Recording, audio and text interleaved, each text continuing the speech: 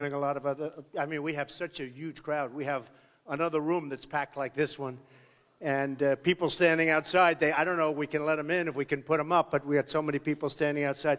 I just want to thank you, and actually the Des Moines Register is standing outside too. That's sort of funny.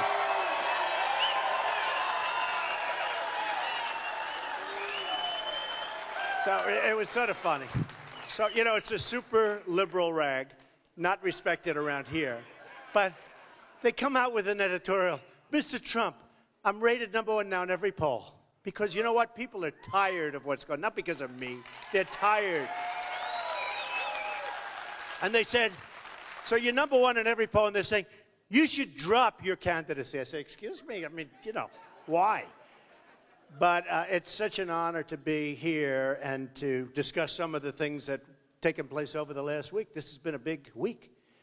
First of all, Hillary is now officially under investigation for the emails. Big. That's big. You know, if you look at it, look, I don't think anything's going to happen to her because it's all Democrats that are doing the investigation. I mean, it's the way it is, right? And you look at the prosecutors, they're all Democrats. And they want jobs, and they want to continue onward. And, you know, the Attorney General is a Democrat, right? Oh, that's different. I agree with that. But, so you have all of these people, and it's just a game that goes on in Washington. It's terrible what's going on. And you look at General Petraeus as an example. So he was a general, did a very good job, although, I don't know, you know, that whole thing is such a disaster with what's going on. But he did a good job, and he was a respected guy. And he did much less than Hillary, much less, in terms of information, in terms of importance, in terms of volume. I mean, he gave a little bit. You're talking about years and years and thousands of emails, and they destroyed his life. His life is over. They've destroyed him. He's like a ruined man. I saw him. He's like a ruined man. And with Hillary, she's supposed to be running, and she's favored to win. Not against me, she's not favored, I'll tell you that. But she's favored to win, so. Look, if the prosecutors are honorable, and they may be, if they're fair, if they're just, sadly, bad stuff has to happen because what she did is very criminal and very serious, and it's too bad. It's too bad. And I don't know how a person with that cloud over their head actually can be running for the office of president. You know, you wouldn't think so. So we'll see what happens. It'll be very interesting. And you don't hear that talk from other politicians. It's almost like they have, you know, even these Republican guys that I'm running against, it's like, you're not going to hear that. You know, they protect each other because they say that could be them, that could be this, I got to take it easy, I don't want to. Me, I don't care. I say the truth.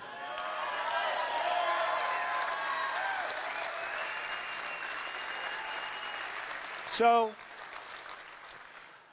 I went to Laredo, and my wife came home and she was crying. And I said to myself, why are you crying? You made it home, you made it safely from the border.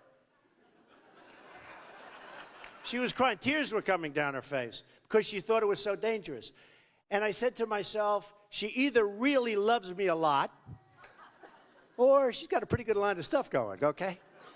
But it was a little bit, you know, scary going over the border. And while I was there, and by the way, I have to tell you, the mayor, Pete, great guy, really great guy. And he's a Democrat, but he's a great guy. And they gave us such good treatment. The law enforcement there is unbelievable, including the Border Patrol. You know, they were told, as I was in the air from Washington, don't be there for Trump, don't be there for Trump. They're the ones that invited me, the Border Patrol. They're incredible people. And they were told in that area, which you'd call local, but there are hundreds, there are actually thousands of Border Patrol guys and women, tremendous people, like the people I just met outside, some of the law enforcement people, the sheriff, some of these people are great. I'm not going to mess with them. It's true. No, I looked at some of these people outside, I said, you know what? Nobody's messing with me today, not with them. But when I went there, I saw, you know, the mayor, couldn't have been nicer. I saw the city manager, Jesus, great guy. And they gave me a whole big tour of a lot of different things. And the Border Patrol people were told not to be there from Washington.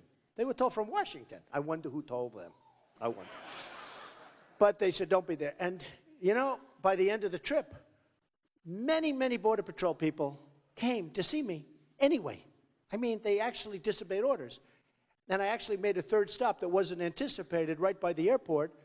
And I spoke to law enforcement and a lot of the Border Patrol. The reason they wanted me to be there, you know, it's pretty simple. Especially down in the valley, it's really dangerous.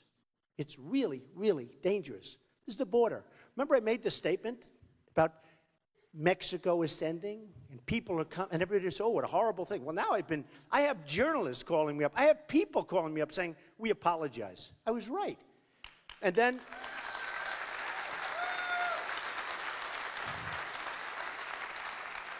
of course, you had Kate, beautiful Kate, incredible family, the mother, the father, the brother, Brad. They're incredible people. I spoke to them. And you have these people, and they are living in hell. They lost this incredible person, shot, as you know the story very well, shot by an illegal immigrant that came over. I don't know if he was forced over or he came over 5 times. And then the 5th time was disastrous for a family and for a country, frankly. And Jameel, the football player, young boy, incredible father, Jameel Shaw, who I got to know, unbelievable kid. And he was coming home. He was walking home from the deli, a few minutes away from the house. And his father tells the story. I mean, everybody, even the reporters. I knew some hard veteran reporters, and there's tears coming down their eyes. We had a conference in California a couple of weeks ago with 6 families who lost their children to illegal immigrants. It's a big problem, such a big problem, and nobody wants to talk about it. Such a big problem. In the case of Jameel, applying to Stanford, excellent player, good student, incredible parents and father, who I got to know the father really well. And he was 5 minutes away, and this guy just walks up to him and shoots him. And after he's down, he takes a gun and shoots him again. And he didn't do anything. In fact, he called his father. He calls his father affectionately, like my kids. He said, old man, he used to call him old man, I'll be home in about 4 minutes. And right after that, a minute later, the father heard a shot. And he said, oh, no, that can't be. And his son was laying there, shot by an animal that shouldn't have been in this country. And people coming across the border are coming from many places, not just Mexico. I mean, they're coming from many places. And, you know, they tried to put a Mexico thing. I love the Mexican people. I have thousands of people over the years, thousands of people from Mexico, from all over, Hispanics that work for me. They're incredible people. They work hard. They're great people. And Mexico is a country I respect. And I've said this. The problem is that their leaders are too smart, too cunning. They're just better. They negotiate better. They're tougher. They're much smarter than our leaders. Our leaders are dummies. They don't know what's happening. It's true. No, they're incompetent. They're incompetent.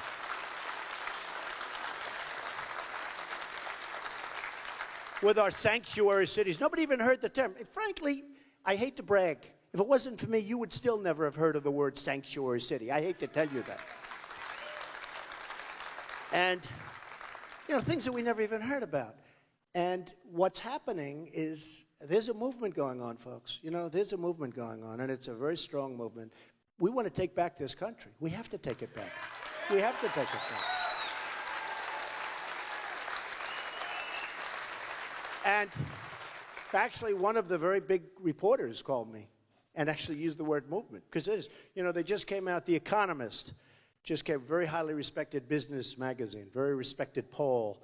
And they just came out, and I think I'm at 28, and Walker is at 14. And we'll talk about Walker in a second because that's a whole big story. But Walker's at 14. I think Bush is at 13. 28. They're saying, what's going on? It's a movement. I'm telling you. So when I was in Laredo, I met some incredible people. And, you know, I'm watching thousands and thousands of trucks and buses and cars. Basically, it's a gateway into Mexico. And I asked people that were there, experts, because they were giving me like whole big charrette. And I asked some of the people, I said, so let me guess, because I'm looking at these cars just flowing and trucks flowing into Mexico. And again, I respect Mexico for this. I like Mexico for this. I just wish our leaders were the same. I'm not knocking them. I don't knock China because they outsmart our country. We rebuilt China with the money they drained out of our country. We rebuilt it. That doesn't mean the largest bank in the world is my tenant. How could I dislike China? They pay me a lot of money. It's true. Chinese bank, the biggest, so much bigger. I said, how does it compare to Citibank? That is like small subsidiary. That's what they told me, small subsidiary. No, I have the largest bank in the world. I sell millions and millions of dollars. I mean, when I sell a condo for $25 million to a man from China, for $45 million, for $30 million, for $10 million, for $5 million to China, am I going to dislike them? I love them. But their leaders are much smarter than our leaders. Same thing with Mexico, where they're making a fortune. And I respect that. People said, I don't like Mexico. I love Mexico. I just want our country to be well represented. Free trade is a good thing, but the one problem with free trade is you have to have really smart leaders, and you have to have great negotiators, because we're being killed. We're being killed in negotiation. So while I was at Laredo, I noticed something very unusual. I saw, number one, I saw the traffic was so massive, and they were so nice to me. They stopped the traffic while I'm there. I said, do me a favor, let those poor people go. They said, no, we want to stop. Let them go. They go into Mexico to spend money. But here's what happened. So while we're there, you probably read it. It was in Drudge, who's great, by the way. Drudge is amazing. But the story in Drudge, and big story, it's all over the place now. Guys swimming across, and big bags of stuff, it's drugs, swimming across the river, right? Swimming right across. And they put the drugs, and actually the camera crew, or the reporters, were petrified because they thought they were going to be killed because they're showing this on camera. The guy's carrying bags of stuff. It was drugs. And then ABC, the big one, I always call it ABC at 6:30, but the big one. And they have their cameras they're setting up, and two guys go running by him, and there are two other people running behind him trying to catch him from the border. This is the good part of the border. Because as they say, oh, the valley is much, the valley that's trouble. And I saw something that was amazing. I said, so let me see. The drugs come through, and what goes back? Cash.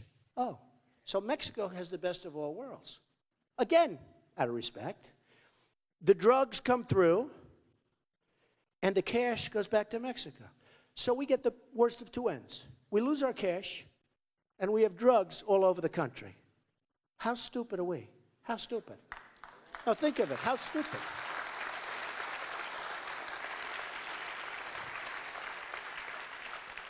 So that wouldn't happen with me. Believe me, that won't happen with me. And we have, sometimes you say, and it was a great experience for me. I mean, I told the pilots, I said, fly a little bit away from the border, please. Just, fly a little bit inland. But it's a whole scary thing. When you're afraid to walk into your own country, you're pretty bad. Hard to believe. You don't have that problem in Iowa, in all fairness. But it's pretty rough out there. But think of it. So the drugs come in. We get the drugs, bad stuff. The cash goes out, bad. So we get it by. So it's got to be straightened out. We need a border. It's got to be strong. Combination of walls, combinations of fence, combinations of great border patrol. These people are great. The reason they wanted to meet me is because they wanted to explain how bad it was. That's all. They didn't like the way I look. They liked what I said. And many of the families that testified last week before Congress, whose children were killed, I was so honored by it, more honored than just about anything I've done. They said if it weren't for Donald Trump, nobody would even know how serious this problem is. I was so honored. Almost all of them said.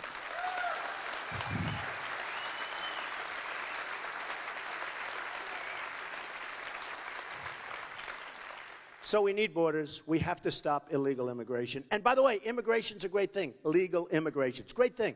And maybe we should speed up the process. We should definitely speed up the process. And we should take people in that are great people. sort of a merit system. You know, when I went to school, I had like a merit. We did good, and, you know, we felt good. We got an A, we got a B, we got a C, whatever we got. But we don't have anything. We just have people flowing in and staying. And in some cases, they're not people that Mexico wants, because they say, why should we take these people that are rough? Why should we take the certain people that are rough and put them in our prisons when the extremely dumb politicians in the United States will put them in their prisons? Or worse, will not put them in prison at all. We'll let them just roam around shooting people and killing people. Okay?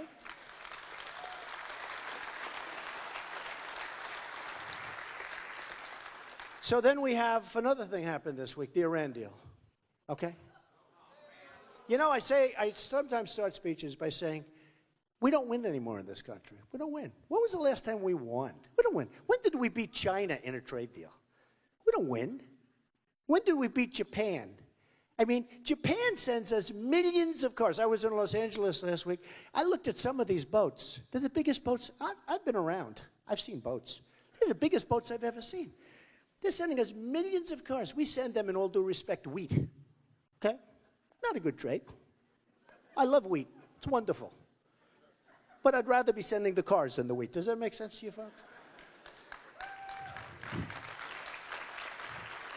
We send them cattle. And in many cases, as you know, you've been reading, they won't take our cattle because the farmers don't want it. They're always fighting to get it in. And yet they drop millions and millions of cars. So I heard that the stat is about, let's say we're 100% over here, and we're under 20% over here. So we're sending 19, 20%. And not as profitable stuff, because it's very perishable. So and very expensive to transport. Whereas a car, you put it on the boat, and it goes, right? So we're sending them very perishable stuff here. That's 20%. They're sending us automobiles that we have up to our gills. So that's over here, right? And I said to myself, so easy. All you have to do is say, hey, look, you won't take our cattle, you won't take our wheat, you won't take anything. You don't want it because you say the farmers don't want it. That's okay, I understand that. But maybe we'll cut your cars down to the same 20% so we have a balance, okay? That's all you have to do. No, it's all you have to do.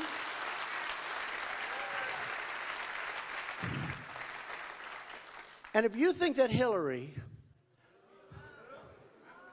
or Jeb or Scott Walker, in all fairness, will be able to negotiate with Japan, you're wrong. You're wrong. It just doesn't happen. You know, it's like, why is Jack Nicklaus a great golfer? He can't even explain it. Nobody knows, really, why. It just is. Got something in your gut. Why are the great baseball players great? Why do they hit? They asked Babe Ruth. He had more home runs one year than the entire league. It's pretty good, right? And people would go up to Babe Ruth and they'd say, Babe, how do you hit the long ball? And he'd say, I don't know, man. I just swing at it. It's called talent. Talent. Well, you know, a business person, a good one, like me, but a good one, and some of the people in the audience, by the way, and you know what I'm talking about.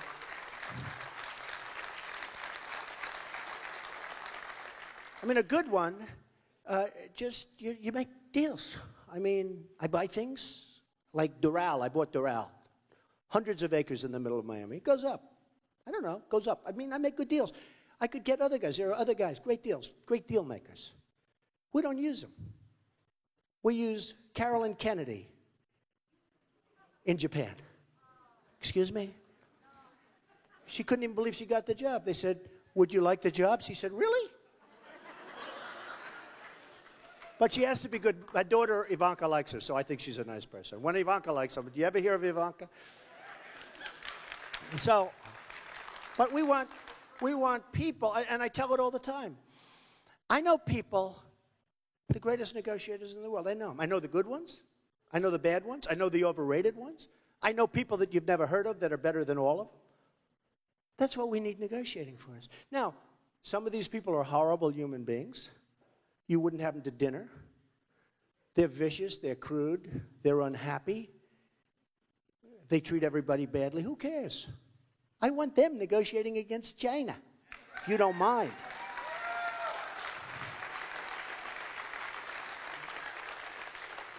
I mean, there's so many. You take a Carl Icahn.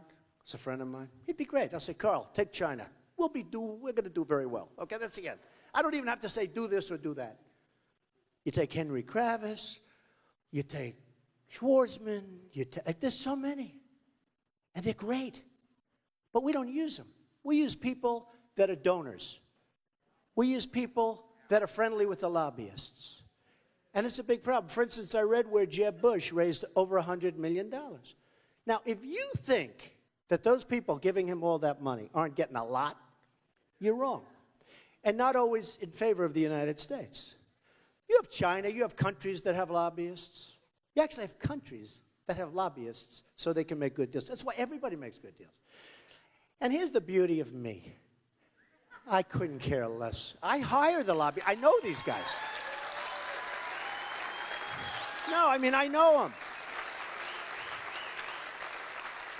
I know the lobbyists. I have them. When I need something, sometimes if I don't know it myself, I give to everyone. When I was a businessman, I get a lot of criticism. Oh, but you gave to the Democrats. Who cares? I was a businessman. I give to everybody. A U.S. Senator calls me. Congratulations. I'd like to be totally idealistic, and I largely am. But the system we have is broken. Because a guy like Bush, a guy like Walker, all of these people are controlled by the people that give them their money. It's true. When I give money, I don't know if I need anything, but 2 years later I'll call a guy. Yes, Mr. Trump, what can I do? Well, I'm having a problem with this or that, but we'll take care of it. I built a great business. I built it very legally, legitimately, but our system is broken. We can't have that. And I give the example of Ford. Have anybody heard me talking about the Ford plant? Huh? Should I do it again? Do you mind? I just give, because it's such a great example. So Mexico's done a fantastic job from an economic development standpoint. Not only with the trucks going back, I'm talking big. It's becoming the car capital of the world. They're doing an amazing job because their people are very smart. Their leaders are very smart. And Ford announced that they're going to move a lot of their workers out of this country, but in particular, they're going to build one plant, $2.5 billion. You ever see? Hey, in Iowa, $2.5 billion, that would build a plant bigger than any field you have. Is that right? $2.5 billion. I said, wait a minute, you mean $2.5 million, right?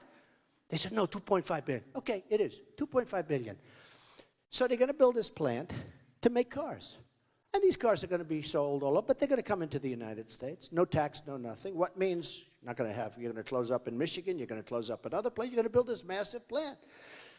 And I said, so what would I do if I'm President Trump? It would be very easy. I wouldn't even call any of the people I told you about. I don't have to call Carl Icahn. I don't have to call anybody. I can do this so easy. It's too easy. I'd do it with a phone call. I'd call the head of Ford. And I'd say, congratulations on the new plant you're building in Mexico. I think it's a wonderful thing. Congratulations. I'd say, thank you very much, Mr. President. Let me give you the bad news. Every single car and truck and part that comes into the United States, we're going to tax you 35%. Okay?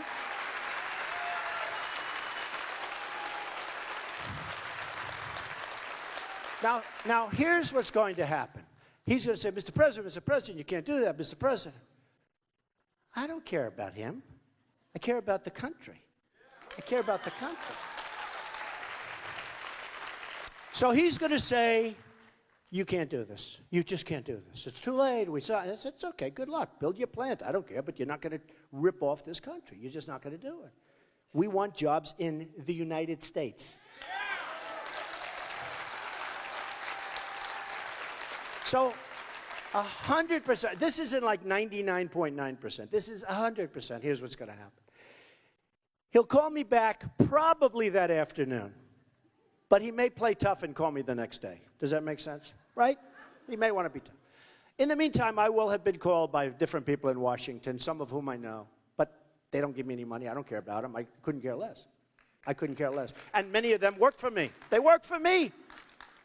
And they'll say, Mr. President, you know, what you did with Ford is really not good. I mean, they've been a wonderful thing. There's no way. I went to the Wharton School of Finance. I was a really good student. I know that ain't good for the United States, right? So there's, all of this stuff. I'll say, look, I want it here. And the next day I'll get a call from the head of Ford. He'll give me one more pitch. And they'll say, Mr. President, we've decided not to build that plant there. We're going to build it in the United States. That's what's going to happen. That's what's going to happen.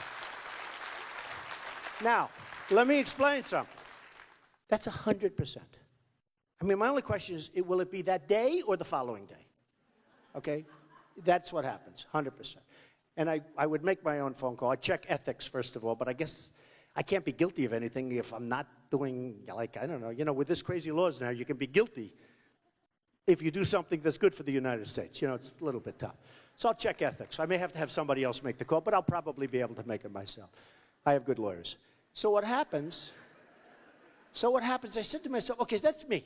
I say, got to move back. Sorry, I don't mind. The lobbyists see me, the donors see me, everybody sees me. I say, I don't need your money. I never took any of your money. You have no control. Bye-bye.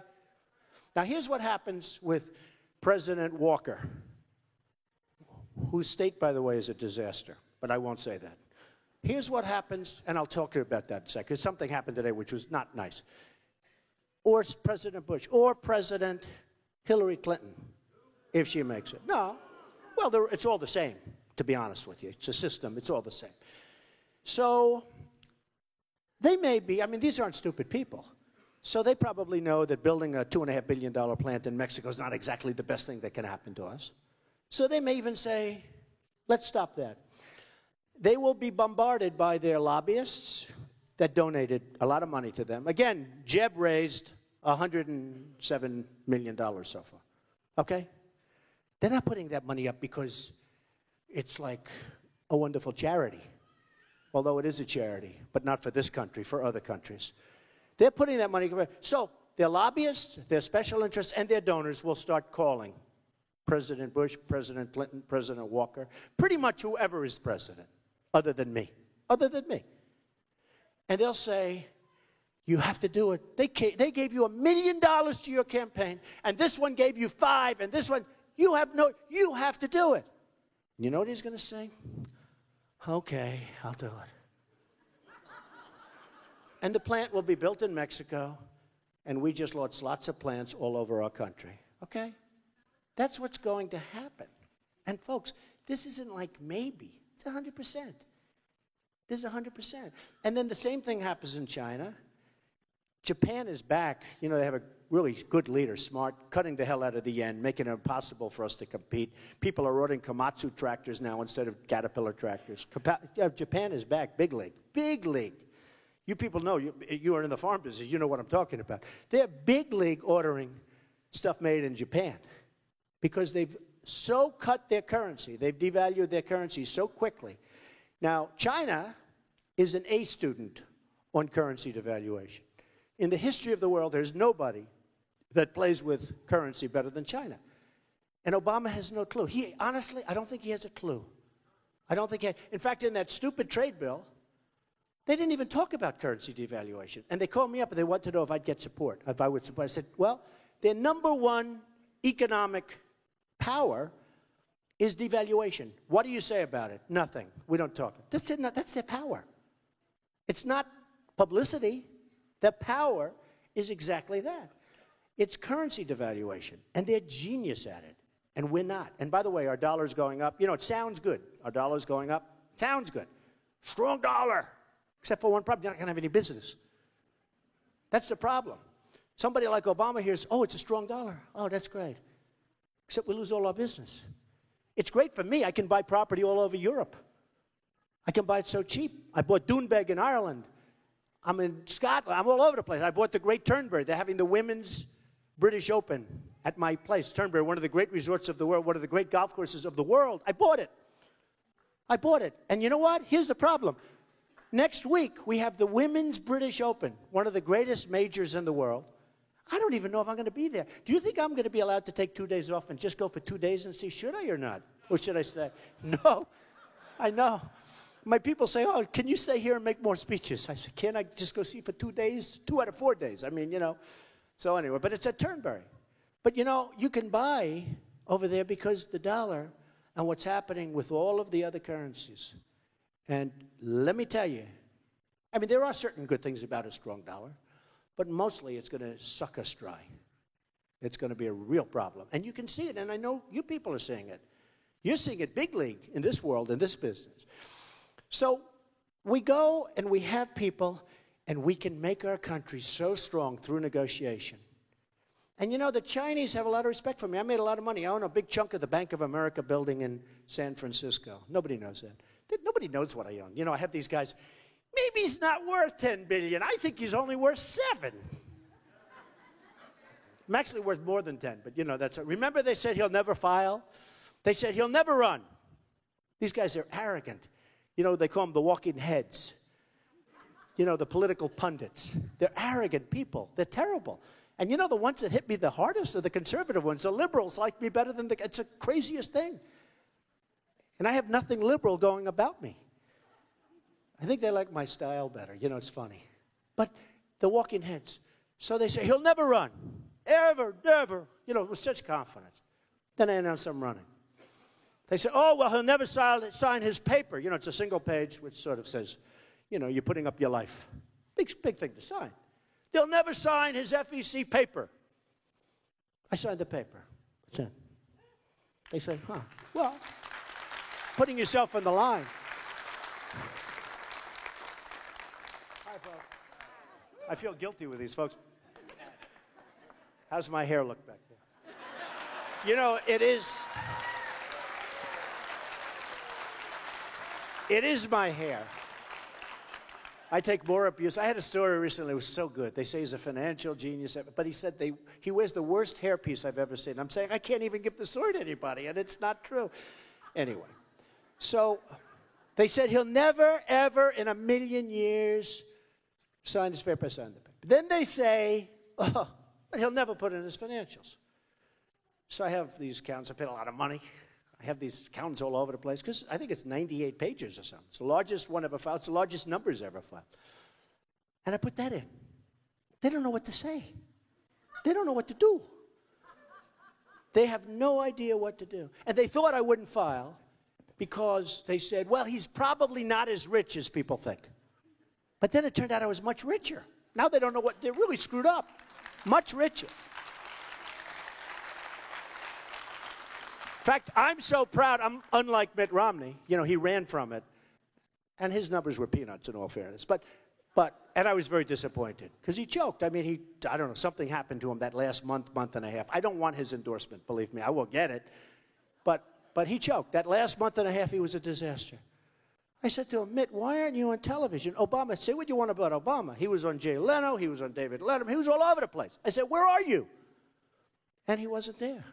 So he choked, you know, like an athlete. Sometimes they choke, and that's bad. But I put the numbers in. I put the papers in. And then I go, and now people think I'm running because, you know, nobody thought I was running because they listened to these people. So now people say he's running, and then the polls start coming out because, you know, when I'm not running, it's different. Let me ask you a question. You, because you look so friendly, stand up for a second. Before you, with the glasses, handsome guy, stand up. Before you thought I was running, you wouldn't give me a poll because you say, hey, Trump's great, I love Trump and all that stuff, but he's not going to run, I'm not going to wait, right? But after I run, it's a different story. Now you like Trump. Is that right? You better believe it. See, I picked the right guy. Thank you. Thank you. See, that's a very dangerous thing to do because it could be he's not a Trump fan and then the whole day is over, right? Thank you. That was great. So the polls now are coming out. And I'm just killing everybody. I'm even, like, surprised. And a lot of people are surprised. And the biggest people are calling me saying this is a movement, as we said. And it's just a great feeling. And the feeling is, and then they say, oh, here's the new one. Well, he's having a good time. He's having a good time. If you think this, I mean, I love you people. I love Iowa. But it's hot as hell in this room. I'm sweating like a dog.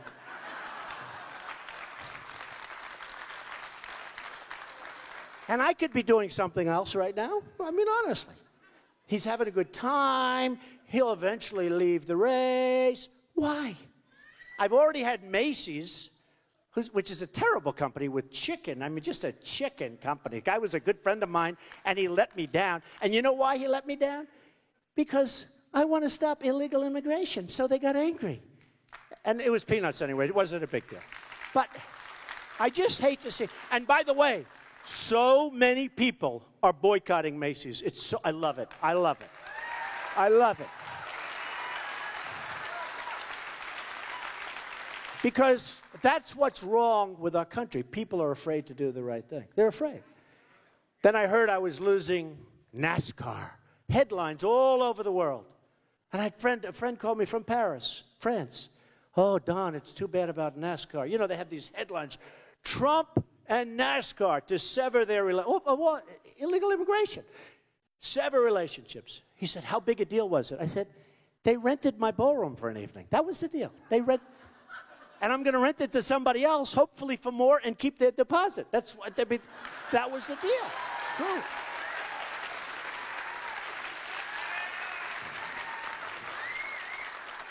Then the next day, headlines all over the world. You saw it.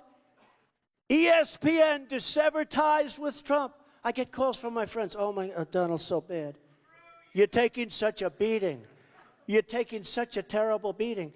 And you know what that was? That was a golf outing in Los Angeles on a wonderful course along the ocean that's fantastic. So now they're going to a third-rate course and they're not very happy. And by the way, they all say, don't worry, Donald, we'll be back next year.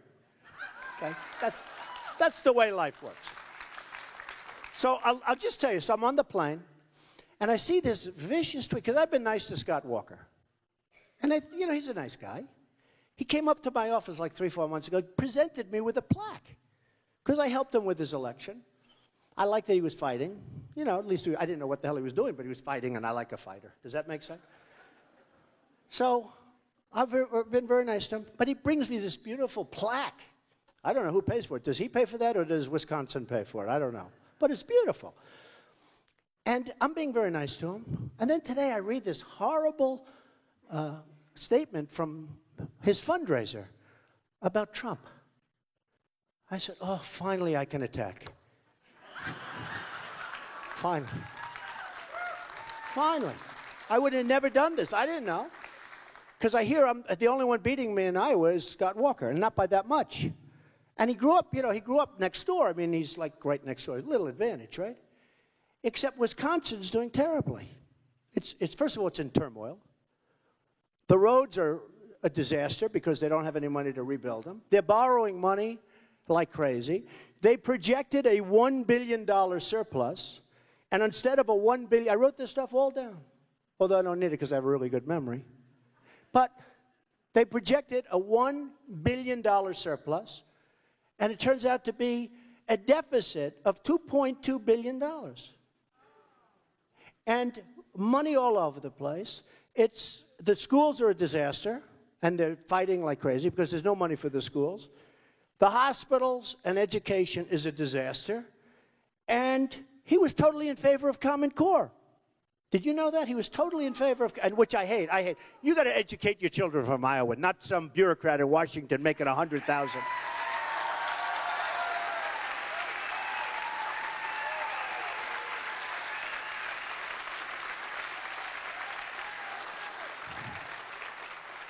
I mean, there's something that to me I don't get. I mean, Bush is totally in favor of Common Core. Now, with Bush, I'll give him one thing. He stuck with it. In a way, I'd rather have him stick with it. Because he stuck with it. He's still in favor. Scott Walker changed when he saw he was getting creamed. So he changed. So now he's not in favor. But he was strongly in favor of Common Core. And their interest, they borrowed so much money that a big portion of their budget now is paying for it. So what he's doing is kicking it down the road. And he's the only guy that's ahead of me, and I can't believe I'm in second place. Finally am in second place to Iowa, but he is next door. But folks, will you please put me in first place so I feel better?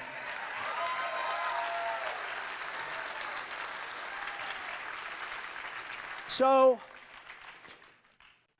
we had the illegal immigration, and last week it became heavy, heavy, heavy with our incompetent leaders in Washington. I hate to use the word leader because they're not leaders. Our competent politicians in Washington. And it really turned into a battle for the veterans, because nobody fights harder for the veterans than me. I built, with a small group, the Vietnam Memorial in Manhattan, believe me. And I got a lot of credit for it. And I put up the money. So, years ago, and I tell this story, I put up a lot of money and worked hard with a very good small group of people. And we built the Vietnam Memorial because they would never treat it properly, especially from Vietnam. They would never treat it properly. And I'm not so innocent or anything, but I felt this is something I can do. This is my wheelhouse. This is what I do. I'm good at that. I'm good at money, and I'm good at building things, right? Does that make sense? I might not be a great soldier. I don't know. Maybe I would. Maybe I wouldn't. But I'll tell you, I am good at this. And we built this gorgeous, and I've done many things like that. Woolman skating rink in Central Park, so many different things. But never has any group of people thanked me so often. And this was years ago. This was a pretty long time ago. But every time I see a vet, and especially a Vietnam vet, they say, Mr. Trump, thank you for the memorial. Nobody else. Everything else I do, people have forgotten it's gone. It's gone. Short memories. But the Vietnam Memorial is like something I'm very proud of. And it's beautiful, right on the East River. I mean, it is really beautiful. Looking at one of my buildings, actually, but I didn't build it for that reason, because I didn't even own the building at that time, so that's good. But I'm very proud of that. But people, they love it. They thank me, and everyone else forgets. So I've been fighting hard for the vets, because the vets are being treated like third-class citizens in this country, and they're our best. They're our best. And when I came here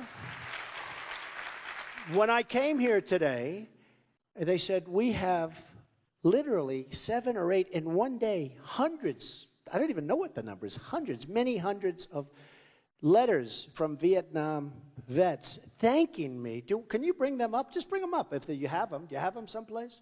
Where are they? Oh, here they are. Wow. Oh, wow. Look at this. This is from veterans. Each page, different letter. This is one day. We have so many.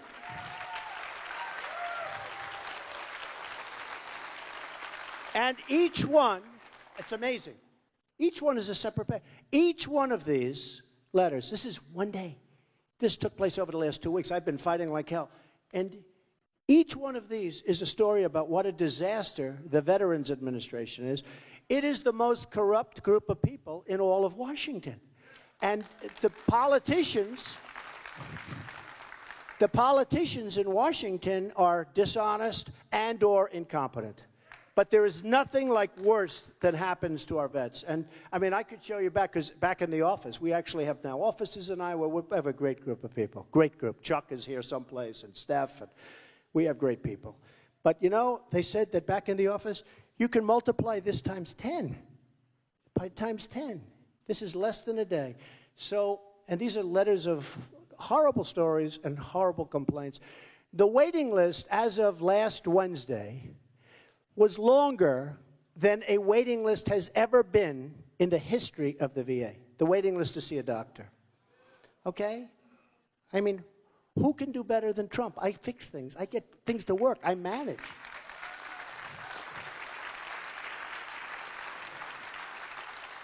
So, we'll wrap it up, but I will say this. Look, you have to understand we have a country, and my slogan, I actually marked it up. We copyrighted. Can you believe? Because other people were using my slogan. They see, by the way, I get the biggest crowds. I get the biggest standing ovations. Everybody knows it. The press never reports it. And the press doesn't understand that there's a room like this in another part of the building where it's packed also, with its closed circuit. You people did better with real estate than they did, but that's okay, because I'm going over to see them right after this to say hello, but they're hearing what we're saying. But the press is very dishonest, the political press. You know, I've dealt with the financial press, and you know, look, maybe it's simpler because it's numbers. You have that, you have it, you don't have, maybe it's simpler. But, and by the way, a lot of the political press is great, like 30, 35%. But some is so dishonest.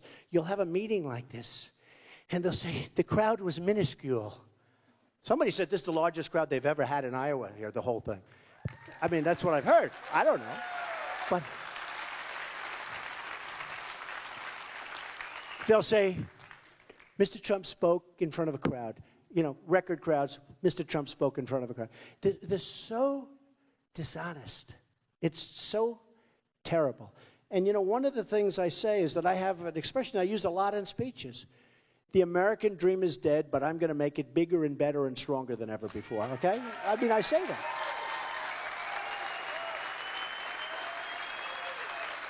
I say that. And I say it a lot. The American dream is dead, and I'm going to make it bigger and better and stronger than ever before. So I go home, I see my wife. And, you know, all my speeches are live. It's like live on CNN, live on Fox. It's live. How would you like to do this? You're always live on television. And if you make one little mistake, they'll say, oh, it's terrible.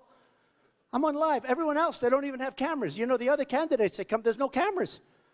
With me, I'm on live. My wife called up, darling, you're live all over the world. I say, oh, that's great. That makes me feel great. But you know what? I could do without it. I could do without it. So I say that. The American dream is dead, going to make it bigger, better. Okay. So she said, darling, that was terrible what you said today. What? You said the American dream is dead. I said, no, but I'm going to make it. No, you didn't say that. You should have said that. So I say, turn it on. You know, the TiVo stuff, right? I say, turn it on. Let me see. And it has me, the American dream is dead. Click, end, next subject. And I go, whoa. That's bad, right? No, I go like, man, that's terrible. She was upset with me. She said, why didn't you say it properly? I said, I did.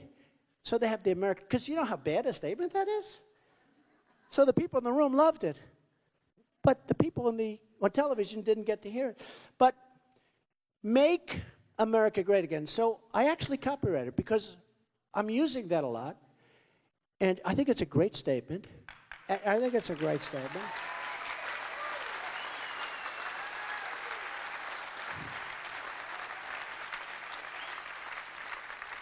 And all of the candidates have, you know, different statements. You know, one of them has, I think, rise. I'm saying, excuse me?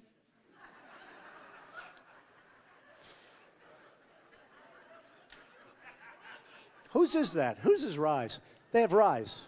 Whose is that? Who came up with rise? That's not a good one. Probably paid $1 million to some guy, you know, to come up with that one. No, but I love it, so I copyrighted. So I actually won the copyright. I got a copy. I didn't even know I could do that. Good lawyers. I'm very good with contracts. Don't you want that? Don't you want that? You know, a woman got up, because I actually think I'm a nice guy. I love people. I have lots of fun in life. I've been great at what I do. I've had big success. Hey, went to the best school. I was a good student. I got out. I built a fortune. I had a book, The Art of the Deal, which everybody read probably, right? Oh, it's right there. Look at them. But it was I guess the #1 selling business book of all time. I do the show called The Apprentice. It becomes a big hit. Let's see how well it does without Trump. You know, I told NBC I'm not doing it. They were angry at me. They came to my office, the head people from NBC and Comcast, just before I announced. They came to my office to see if I would not announce. Would I do The Apprentice? And you know, it's big. It's a lot of money. Hey, did you see? I put down $213 million. That's what I made from The Apprentice. And you had some clowns on top. There's no way. And then I said, I'll tell you what, I'll bet a year's salary, your salary, not my salary, because if they made a mistake, I would.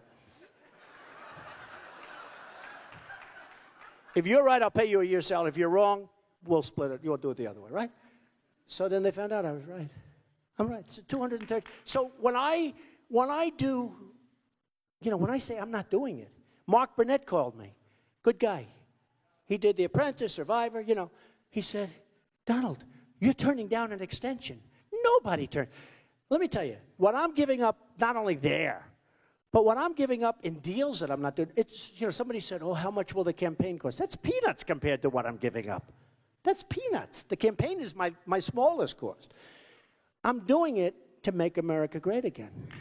That's all.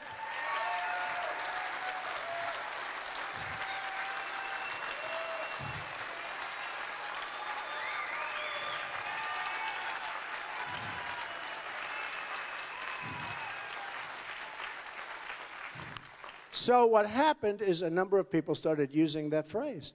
And we actually, can you believe this? I sent them legal letters. You know, they were saying, but they don't say it like I do. They say, we'll make America great again. Everyone says, just another politician. It's not going to happen. We will make deals that are so good with foreign countries. Remember this. We're being drained. We're being fleeced. We're being fleeced. The Iran deal, 24 days to go in. Think of that. You know, it's funny thing. I love the idea of a nuclear deal, but we got to do it from strength. We should have put the sanctions on double and triple and made the real deal, not have a guy like Gary. Not had a guy like Kerry. I mean, I watched him on television the other day. I said, is he bright? Is he bright? He's trying to justify 24 days. So first, before you get to the 24 days, it's a long process, okay? You say, we're going to do it. They're going to fight you. They this. Probably take who knows how long it takes. Then when it starts, by that time, they can move whatever they want. They're going, oh, there are no missiles here. You know, 6 months later, oh, no, this is lovely. Oh. They're so honorable. You know, the Iranians, these are great people. And they're smart. They're great negotiators. You know, the Persians are great negotiators. But there are two things. We could talk about the accelerators. We could talk about the fuel. We could talk about a lot of people. You know, I had an uncle who was great up at MIT, Dr. John Trump, really smart guy. He said, what you can do with this stuff. So they have all this period of time, But there are two things that you cannot ever justify. One is 24 days, and remember this, it's much longer, because before that time limit starts a whole process. So one is 24 days, can't be sold. Nobody can sell it. Why isn't it like immediate? You know, they say anywhere, any place, etc., anytime. But why isn't it immediate, right? Why isn't it immediate? So you can't sell that. I'll tell you what the other thing you can't sell, hostages. We got 4 people over there.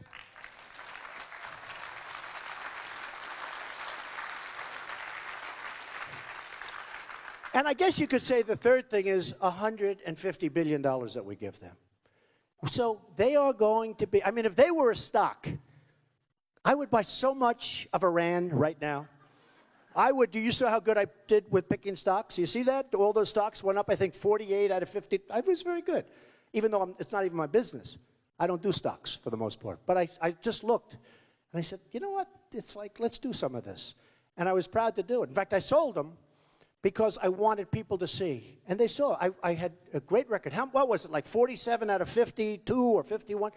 Went up. Well, if I were a stock picker, if I were a country picker, you got to pick Iran. Because what we have done is we have made them a tremendous power, an extraordinarily rich country. Think of it. We're giving them $150 billion and much more. They're going to end up with nuclear. You're going to start a nuclear revolution. People are going to, you wait till you see what happens now with other countries. Israel is devastated, as they should be. Israel has been hurt. I mean, I don't get it. I have friends of mine that are Jewish that contribute to Obama. And I say, and smart people, I say, what are you doing? What are you doing? It doesn't make sense. I don't understand it. But Israel is going to be, I mean, this is a real problem for Israel, and it's a real problem for us. And then you see today, I don't know, did you see the picture of Obama with a gun to his head? It's a caricature of Obama, where the supreme leader, I see on NBC the other day, they said, the supreme leader, he's not my supreme leader, don't call him the supreme leader. It's a great term. That's like a term that Trump would use, supreme leader, that's great. He's not my supreme leader, so don't use that term. Say the leader of Iran. Don't say the supreme, they say the supreme leader. And he said today or yesterday, big thing in the papers. It says, don't mess with us. Don't mess with us. And you know, the chief negotiator, who I watched on television, and as soon as I saw him, I said, this guy Kerry, cannot deal with him. Cannot deal with him. It's a different level. It's like the New England Patriots playing my high school football team. No, that's what it's like. That's what it's like. And you can't deal with him. And you have to, I mean, it's so devastating to see what happened. But the 3 things, the money, okay. And then the other 2 things. 24 days, and why don't we get? So they said about the prisoners, this, I mean it. They said we didn't want to talk about the prisoners because it would complicate the negotiations. Think of this. You know what it is? Fellas, we want our prisoners back before we start. Give them back. They'll give it. If you have the right messenger, there are people in this room could do it good. There are people here. I would do it great. You walk in, fellas, before we start. This should have been done before we start, not at the end. Should have been done before. This should have been done.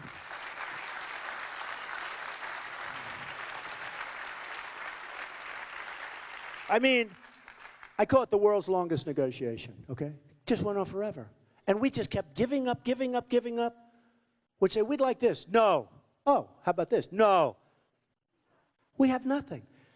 But if you went in right at the beginning and said, here's the story. First of all, you should have increased the sanctions and done it. Would have been very easy, actually. That would have been almost as easy as Ford. Maybe easier. But you say right at the beginning, fellas, no women in the room, sadly. They haven't figured that one out, that the women are smarter than the men, but that's okay. They'll figure it out. In about 150 years, they'll figure it out. You say, fellas, you don't want them, you don't need them. We need them up here. It'll be good for the deal. Let the prisoners out right now, please. Let them out. Come on. They'll do it. We don't even ask. And then I see Kerry and Obama on television the other day saying it was too complicated. Too complicated. And yet, according to certain papers, a couple of years ago, we gave them a nuclear scientist. Does anyone even know that? We gave them a nuclear scientist, right? It's hard to believe how incompetent our country is run. So